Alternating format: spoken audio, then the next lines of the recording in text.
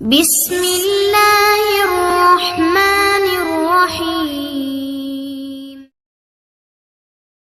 کسی گاؤں میں ایک لکڑہارا رہتا تھا۔ جنگل بھی گاؤں کے قریب ہی تھا۔ وہ دن بھر جنگل سے لکڑیاں کاٹتا اور انہیں بیچ کر اپنی روزی کماتا۔ اس کے دن سکون سے گزر رہے تھے۔ ایک دن وہ جنگل میں لکڑیاں کاٹنے گیا۔ اس کی نظر ایک درخت پر پڑی۔ درخت خشک ہو چکا تھا، چنانچہ وہ اپنے کلہاڑے سے اس درخت کو کاٹنے لگا۔ ابھی اس نے درخت پر پہلی ہی ضرب لگائی تھی کہ اچانک درخت سے ایک بھیانک چیخ کی آواز آئی۔ لکڑہارا ڈر کر پیچھے ہٹ گیا۔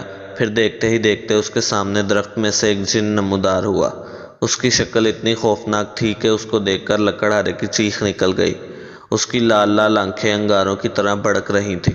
اس کے کندھے پر ایک چوٹ کا نشان تھا، جس میں سے ایک عجیب سا مادہ نکل رہا تھا جو شاید اس جن کا خون تھا۔ جن لکڑہارے کو دیکھ کر خوفناک آواز میں بولا، اے نادان انسان، یہ تو نے کیا کر دیا؟ میں برسوں سے اس درخت میں سو رہا تھا، آج تیری وجہ سے میری نیند ٹوٹ گئی۔ تیرے کلہاڑے سے میں زخمی بھی ہو گیا ہوں، اب میں تجھے نہیں چھوڑوں گا۔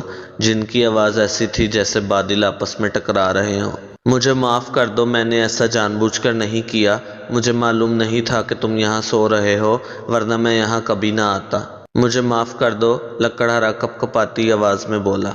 جن گرجا، نہیں، نیند سے اٹھانے پر تو شاید میں تجھے معاف بھی کر دوں، لیکن تیرے کلہاڑے سے میرے کندھے پر جو چوٹ آئی ہے، اس کے لیے میں تجھے معاف نہیں کروں گا۔ میں تجھے جلا کر بھسم کر ڈالوں گا۔ نہیں، مجھے معاف کر دو، مجھ سے ایسا لا علمی میں ہوا ہے، خدا کے واسطے مجھے معاف کر دو۔ لکڑہارا اس کی منت سماجت کرنے لگا۔ جن نے کہا، ٹھیک ہے، میں تجھے ایک شرط پر معاف کر سکتا ہوں۔ لکڑہارا فوراً بولا، کون سی شرط؟ شرط یہ ہے کہ اگلے 3 دن تک تجھے جھوٹ بولنا پڑے گا، ہر بات میں جھوٹ۔ اگر غلطی سے بھی کوئی سچی بات تیرے منہ سے نکل گئی تو میں فوراً تجھے جلا کر بھسم کر دوں گا۔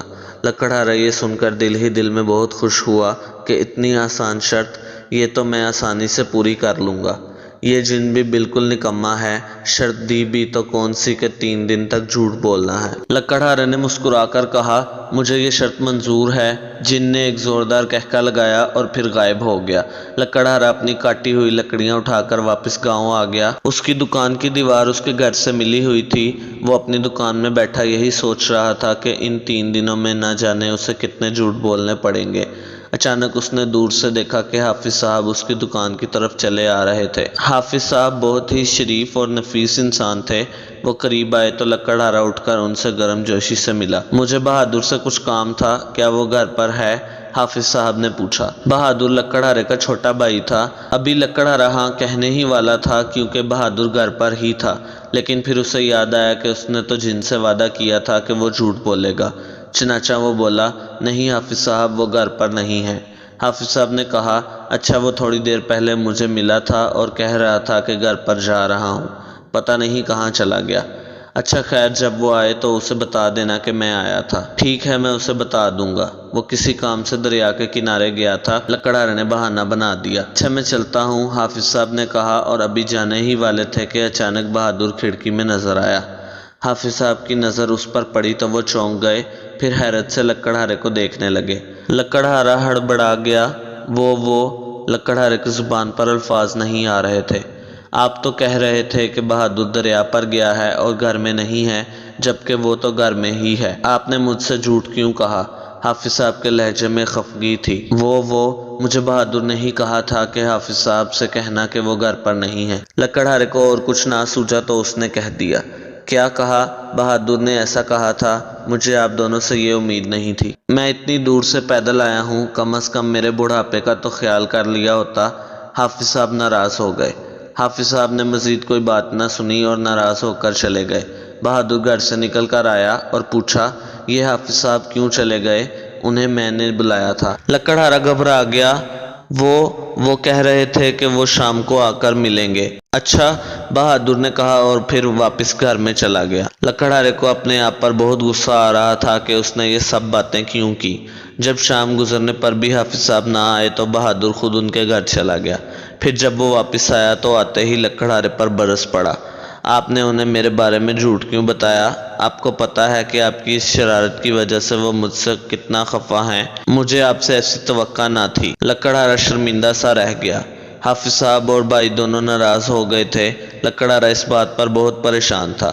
ساری رات اسی پریشانی میں گزر گئی۔ اگلے دن جب لکڑہارا لکڑیاں بازار میں بیچ کر واپس آ رہا تھا تو اس نے کمائے ہوئے روپوں والی تھیلی جیب میں ڈال لی، لیکن ابھی وہ تھوڑی ہی آگے چلا تھا کہ اسے محسوس ہوا تھیلی جیب میں نہیں ہے۔ اس نے فوراً جیب میں ہاتھ ڈالا تو یہ دیکھ کر اس کے اوسان خطا ہو گئے کہ جیب اندر سے پھٹی ہوئی تھی۔ اس کے منہ سے نکلا وہ تھیلی گر تو نہیں گئی۔ وہ اسے ڈھونڈتے ڈھونڈتے واپس ہوا تو اس نے دیکھا کہ ایک شخص ہاتھ میں تھیلی اٹھائے آواز لگا رہا تھا، یہ تھیلی کس کی ہے؟ مجھے یہ راستے میں پڑی ہوئی ملی ہے، یہ جس کی ہے وہ اسے واپس لے سکتا ہے۔ لکڑہارا یہ دیکھ کر خوش ہوا اور آگے بڑھا، لیکن پھر اسے فوراً ہی خیال آیا کہ وہ تو سچ نہیں بول سکتا۔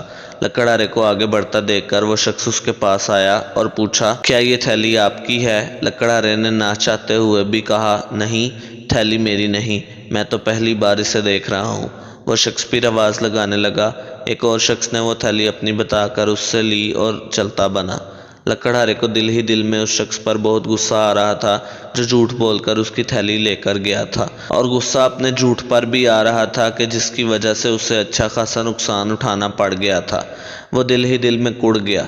پھر اسے یاد آیا کہ اسے تو آج قاضی کی عدالت میں جانا تھا، کیونکہ اس کا ایک رشتہ دار چوری کے الزام میں گرفتار ہوا تھا اور وہ بالکل بے قصور تھا۔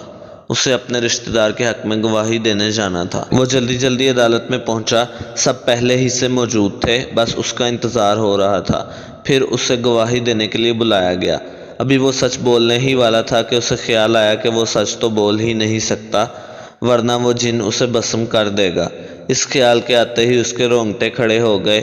قاضی صاحب اس کے بولنے کا انتظار کر رہے تھے، لیکن جب وہ کچھ نہ بولا تو قاضی صاحب گرج کر بولے، تم بیان کیوں نہیں دے رہے ہو؟ لکڑہارا سہم گیا اور بوکھلائے ہوئے لہجے میں بولا، حضور، مجھے یہاں جھوٹی گواہی دینے کے لیے بلایا گیا ہے۔ اصل میں چوری میرے عزیز نے ہی کی ہے، وہی قصوروار اور مجرم ہے۔ اس نے ہی ڈاکہ ڈالا تھا اور اس کے وارثوں نے مجھے پیسے دے کر جھوٹی گواہی دینے پر آمادہ کیا ہے۔ یہ سننا تھا کہ اس کے رشتہ دار آگ بگولا ہو گئے۔ خود ملزم کا رنگ بھی سفید پڑ گیا۔ وہ لکڑہارے کی جھوٹی گواہی پر حیرت زدہ ہونے کے ساتھ ساتھ سخت غصے میں بھی تھا۔ آخر قاضی صاحب نے لڑکے کو سزا سنا دی۔ سپاہی لڑکے کو لے گئے۔ لکڑہارا خود بھی گھبرایا ہوا تھا۔ ملزم کے جانے کی دیر تھی کہ لکڑہارے کے عزیز اس پر برس پڑے، اسے بہت برا بھلا کہا اور آخر میں سب رشتے ناتے ہمیشہ کے لیے توڑ کر چلے گئے۔ اگلے دن وہ جنگل میں لکڑیاں کاٹ رہا تھا کہ وہاں سے بادشاہ کا گزر ہوا۔ بادشاہ اپنے سپاہیوں کے ساتھ تھا۔ وہ جنگل میں شکار کھیلنے آیا ہوا تھا۔ لکڑہارے کو دیکھ کر بادشاہ نے ایک سپاہی کو اشارہ کیا تو وہ لکڑہارے کے پاس آیا اور بولا، اے لکڑہارے، ہمارا پانی والا برتن کھو گیا ہے۔ بادشاہ بہت پیاسا ہے، اگر تمہارے پاس پانی ہے تو بادشاہ کے لیے پیش کرو، وہ ضرور تمہیں انعام دیں گے۔ انعام کا سن کر لکڑہارا بہت خوش ہوا کیونکہ اس کے پاس پانی موجود تھا، لیکن پھر اسے جن کا خیال آیا تو ساری خوشی غائب ہو گئی۔ وہ بولا، نہیں، میرے پاس پانی نہیں ہے، میں جنگل میں پانی ساتھ نہیں لاتا۔ اتنے میں بادشاہ اور اس کے سپاہی اس کے نزدیک آ چکے تھے۔ لیکن تمہارے اس برتن میں کیا ہے؟ سپاہی نے اس کے پانی والے برتن کی طرف اشارہ کیا تو اس کے رنگ اڑ گئے۔ سپاہی نے فوراً لپک کر وہ برتن اٹھایا اور بادشاہ کو پیش کیا۔ بادشاہ نے پانی پیا اور پھر کہا، اے لکڑہارے، تم نے ہم سے جھوٹ بولا، جانتے ہو اس کی سزا کیا ہے، لیکن تمہاری وجہ سے ہماری پیاس بجھی، اس لیے ہم تمہیں معاف کرتے ہیں، لیکن اب تمہیں ہماری تعریف میں کچھ اچھی باتیں سنانی ہوگی، یہ ہمارا حکم ہے۔ لکڑہارے نے سن رکھا تھا کہ بادشاہ کو اپنی تعریف سننے کا بہت شوق ہے۔ مزاجن بادشاہ صاف دل اور نیک تھا، لیکن لکڑہارا اس وقت کچھ سچ نہیں بول سکتا تھا۔ وہ کپ کپاتی ہوئی آواز میں بولا، حضور والا، آج آپ کے بارے میں کچھ اچھا کہوں گا تو میری جان چلی جائے گی، اور یہ بات کسی کو بتا بھی نہیں سکتا۔ آپ میں کیا خوبی ہے جو آپ کو اچھا کہوں؟ آپ کی شکل اتنی بھیانک ہے کہ چڑیلوں کے بچے بھی آپ کو دیکھ کر ڈر جائیں۔ آپ بالکل نکمے اور بیوقوف ہیں، آپ میں شعور نام کی کوئی چیز ہی نہیں۔ یہ سننا تھا کہ بادشاہ غصے میں آگ بگولا ہو گیا۔ بادشاہ کے حکم پر سپاہیوں نے لکڑہارے کو اتنا مارا کہ اس کی طبیعت صاف ہو گئی۔ اسے ایسا لگا کہ جیسے اس کی ہڈیاں جوڑوں سے الگ ہو گئی ہوں۔ بادشاہ سپاہیوں سمیت وہاں سے چلا گیا۔ لکڑہارا غصے سے اپنا سر پیٹ کر رہ گیا۔ اسے اس جھوٹ کی وجہ سے بہت نقصان اٹھانا پڑے اور اب اس کو اتنی مار بھی پڑ گئی تھی۔